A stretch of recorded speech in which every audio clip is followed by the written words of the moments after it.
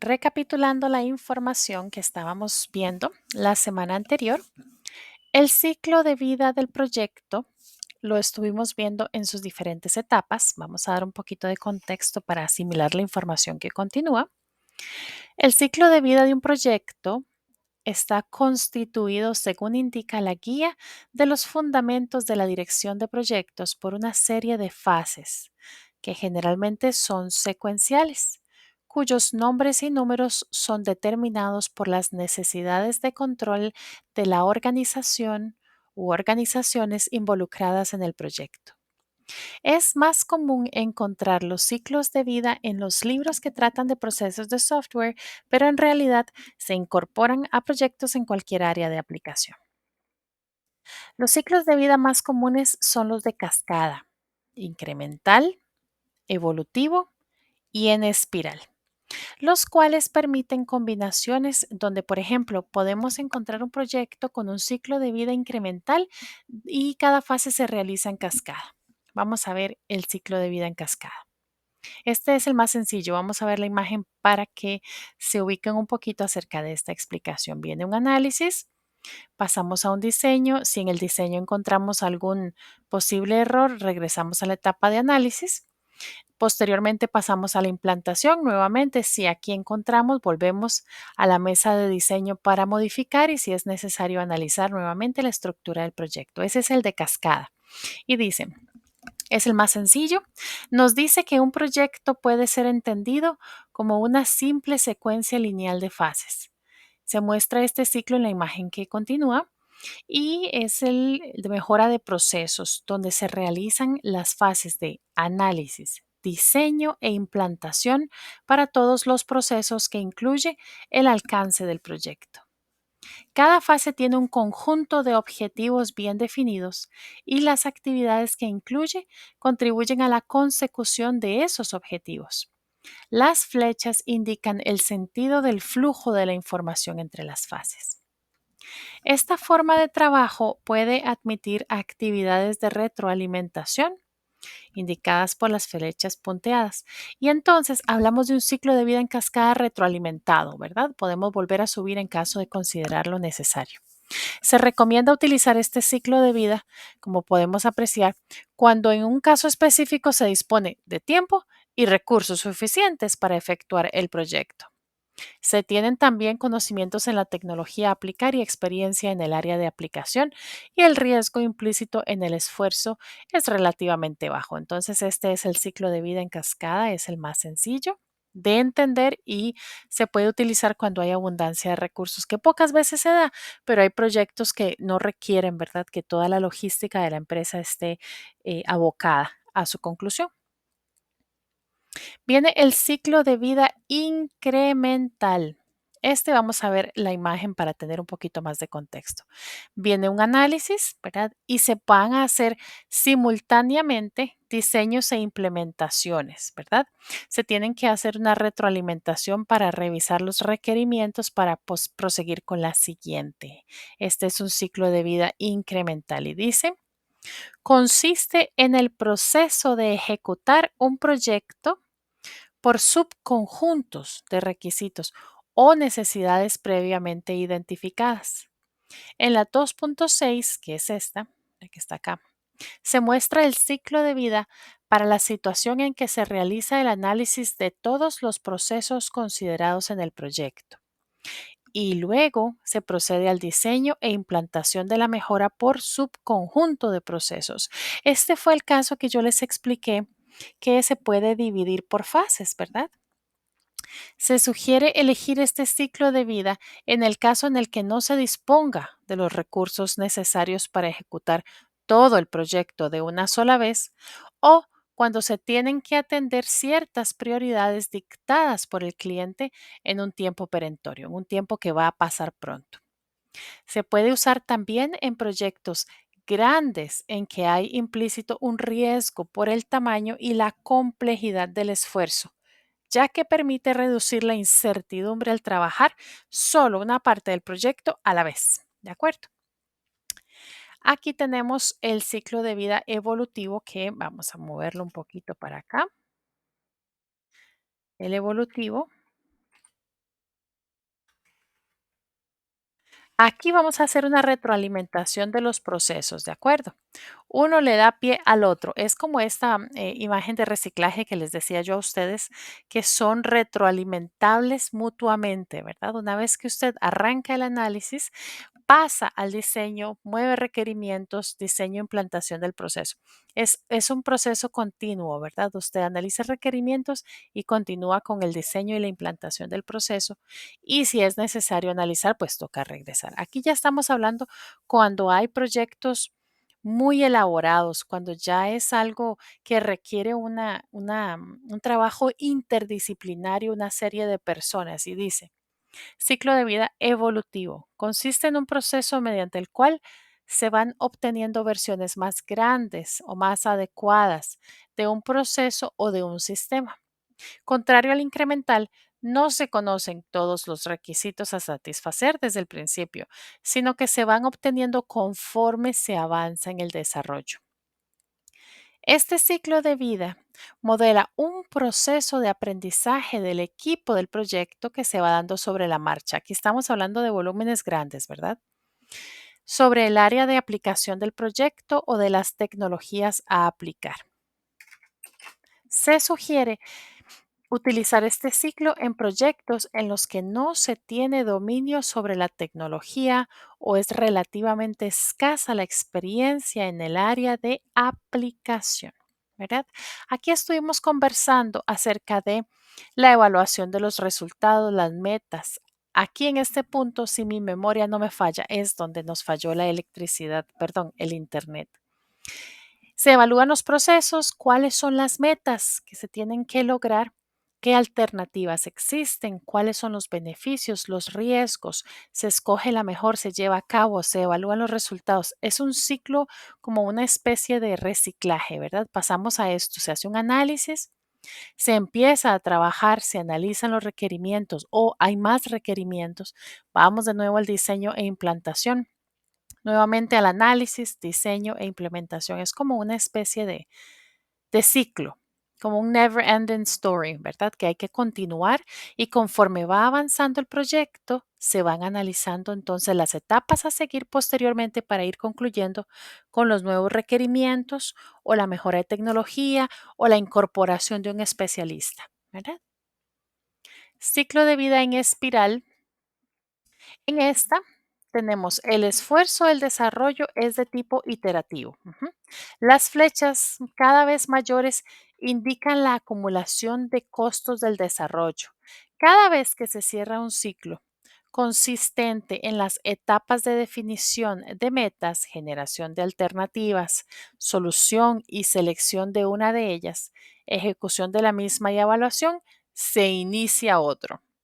Este modelo no es restrictivo del tipo de método, técnica o ciclo de vida a utilizar para cada una de estas intervenciones o iteraciones. Dice, se sugiere utilizarlo principalmente en proyectos de riesgo. ¿Verdad? Eso es como que terminamos una de las etapas y damos inicio entonces a la siguiente. Por ejemplo, bueno, este es un cuadro comparativo de todos los ciclos de vida. Si yo, por ejemplo, sí tengo recursos, pues puedo trabajar con cascada, con evolutivo o con espiral. Si no tengo recursos, yo ya sé que ando buscando un ciclo de vida incremental. No tengo conocimientos, no tengo la tecnología, no conozco todo el proceso, no tengo la experiencia, estoy hablando de un evolutivo. Si no tengo ningún riesgo, me puedo ir con el de cascada. Si sí lo tengo, aquí están estos otros tipos de ciclos de vida. No tengo tiempo, entonces el incremental. No tengo experiencia, entonces el evolutivo. ¿Verdad? Se pueden hacer una serie de análisis para buscar qué tipo de ciclo de vida ando yo buscando. Este en el examen es así. Yo les pongo este cuadro y ustedes tienen que nombrar cuáles son los requerimientos. Yo les quito algunas de estas y ustedes lo van llenando. Por ejemplo, dejo la palabra evolutivo, dejo el sí, pero aquí no pongo nada para que usted sepa, ok, no tengo conocimientos. Si este es el evolutivo, es en el caso en el que no tengo conocimientos, ¿de acuerdo? En esta es en la que se ganan alrededor de 10 puntos. Es bastante fácil de obtener este puntaje. Ahora, ¿por qué se tiene que definir el perfil de mi proyecto? El perfil de riesgo parcial para el proyecto de desarrollo del producto. Todas estas preguntas deben buscar respuestas. Con base en las respuestas de este proyecto se da uno cuenta qué tipo de proyecto está trabajando, con cuánta gente tiene que trabajar, cuáles son los alcances y los resultados que se esperan, ¿verdad? Todos los requerimientos son estables. El diseño depende de suposiciones poco realistas u optimistas. El equipo de prueba estará disponible. El proceso de desarrollo tiene el apoyo de un conjunto compatible de procedimientos, métodos. ¿Hay todo un proceso por escrito o no hay nada? Este proyecto depende de que otros terminen o este es independiente. ¿Qué tan confiables son los estimados de los costos? ¿Se han incorporado consideraciones de calidad al diseño? ¿La gente sabe quién tiene la autoridad aquí?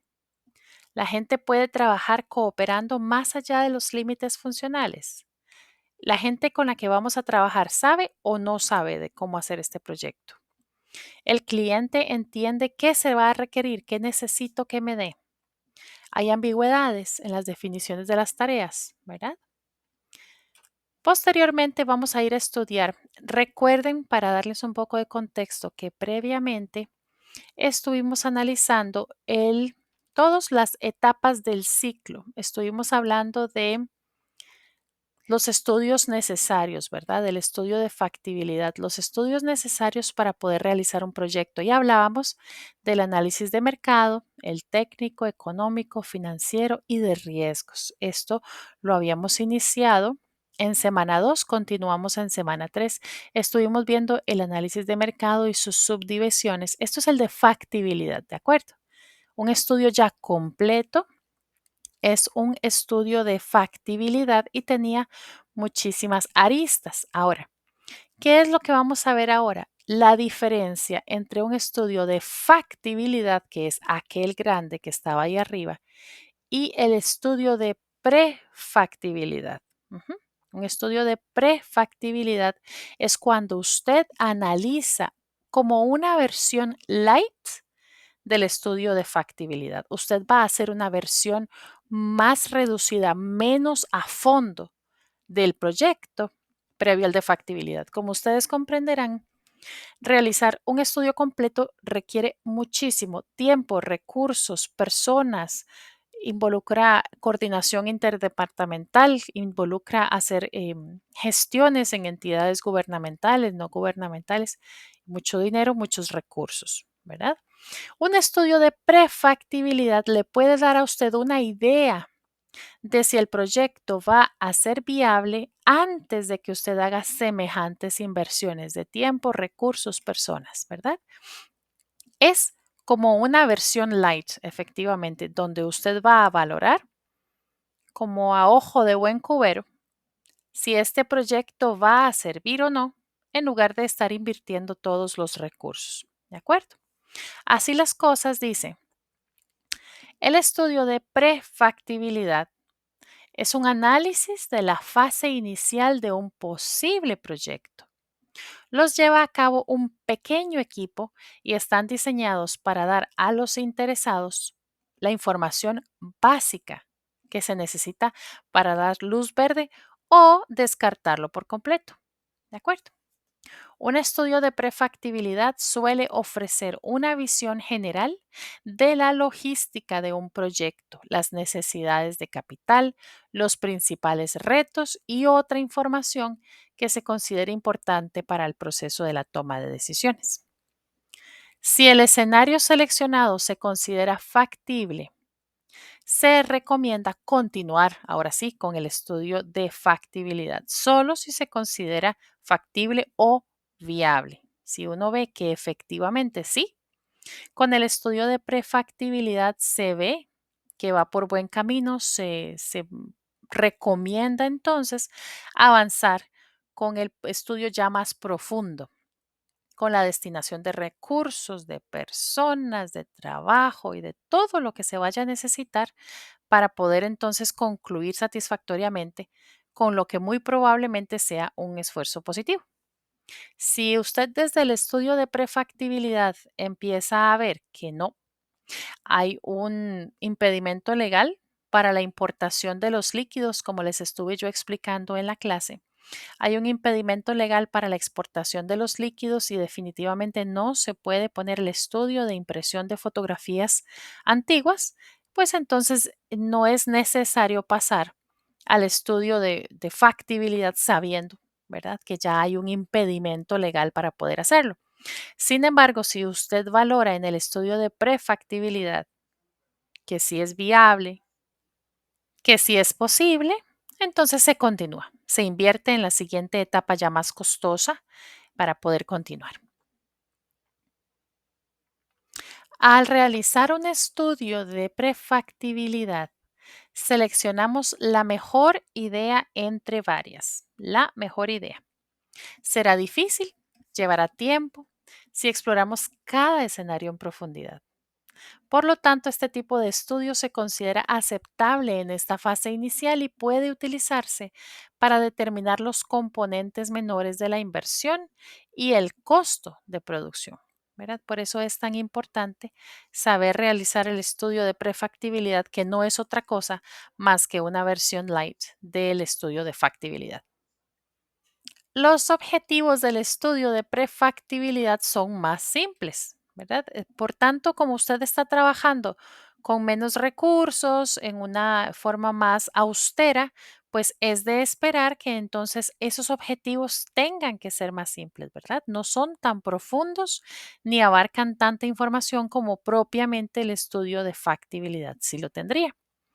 Los objetivos del prefactibilidad: determinar claramente cuál es la vialidad de un negocio, producto o servicio propuesto. Formular un modelo de negocio que beneficie cada etapa productiva del proyecto. Investigar cada área para conocer cuáles son sus características. Evaluar cuál es el nivel de demanda en el mercado de dicho negocio, producto o servicio. Tener en cuenta cuál es la opinión del público en general sobre la idea.